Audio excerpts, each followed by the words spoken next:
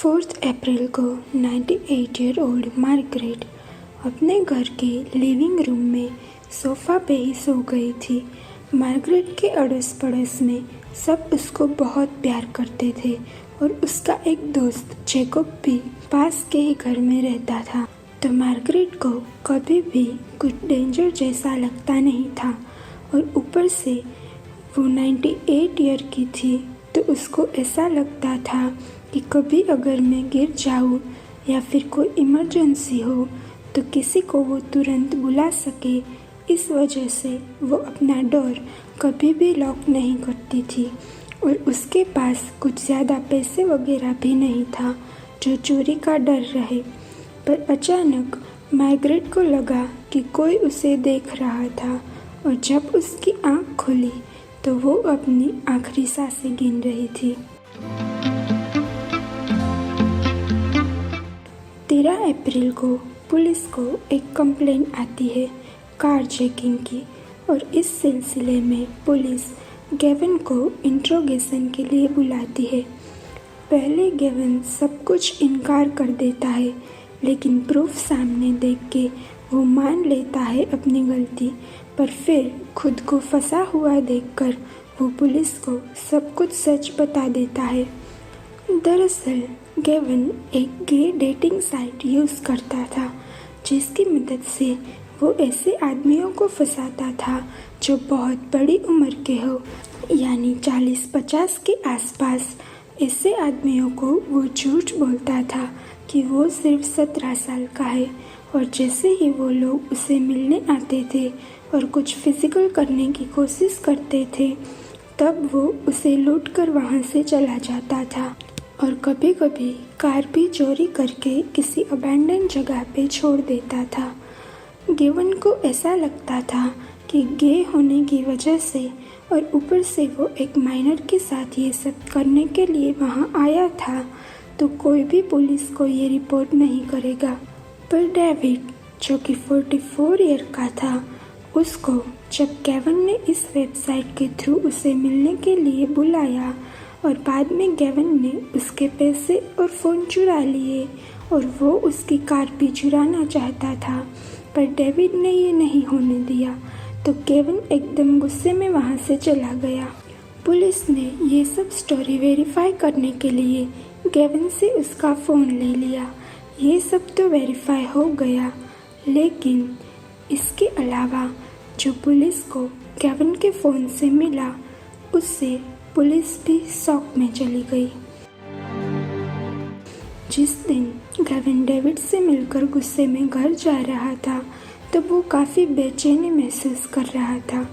दरअसल गेविन ये सब एड्रेनल रश के लिए करता था। उसके पहले के कुछ बिहेवियर की वजह से उसके पेरेंट्स ने उसे होम कर्फ्यू पे रखा था। उसको जॉब के अलावा कहीं भी जाने की परमिशन नहीं थी और ये सब वो रात को चुपके से अपने घर से भाग के करता था, जिसकी वजह से उसे एक एड्रेनल रश फील होता था। एड्रेनलिन रश यानी जब हम बंजी जंपिंग करते हैं या स्काई डाइविंग करते हैं, तब हमारा ब्रेन एक केमिकल रिलीज़ करता है जिससे हमें थ्रिल महसूस होती है। ये करने के कई और भी तरीके हैं, लेकिन गेविन ने ये तरीका चूज़ किया। उस दिन जब गेविन घर जा रहा था, तब उसे रास्ते में एक घर दिखा और उसने सोचा कि वो उस घर के अंदर घुसेगा, जिससे शायद उसे वो रस फील हो, और वो घर था मार्गरेट का।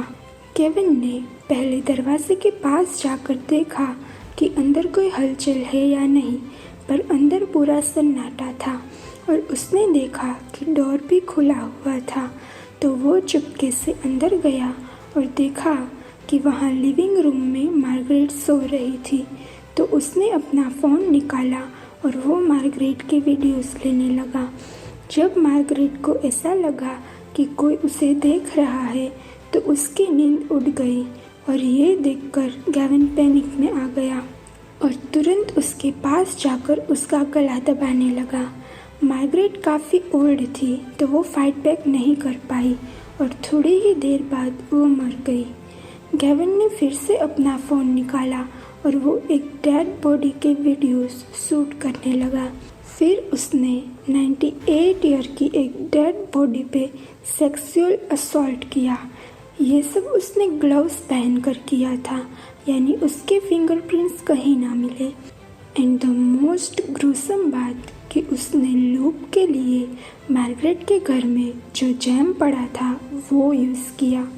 ये सब हो जाने के बाद उसने फिर से मार्गरेट के कई सारे वीडियो शूट किए, फ़ोटोज़ खींचे और फिर सुबह के 4 बजे जब उसे घर वापस जाना था तो उसने बॉडी को छुपाने के लिए आसपास देखा और उसे एक क्लोजेट दिखा जो कि बहुत ही छोटा था।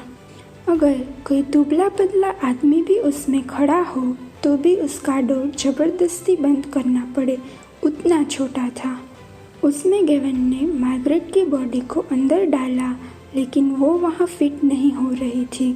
फिर भी उसने जैसे तैसे करके हाथ पैर मरोड़ के उस बॉडी को अंदर डाला और उसके ऊपर कई सारे कपड़े रख दिए, लेकिन उसे लगा शायद बॉडी के वेट से दरवाज़ा खुल जाएगा, तो उसने उस क्लोजेट के बाहर रूम हीटर रख दिया और फिर उसने वहाँ से मार्गरेट का पर्स एंड फ़ोन लिया और वो अपने घर चला गया।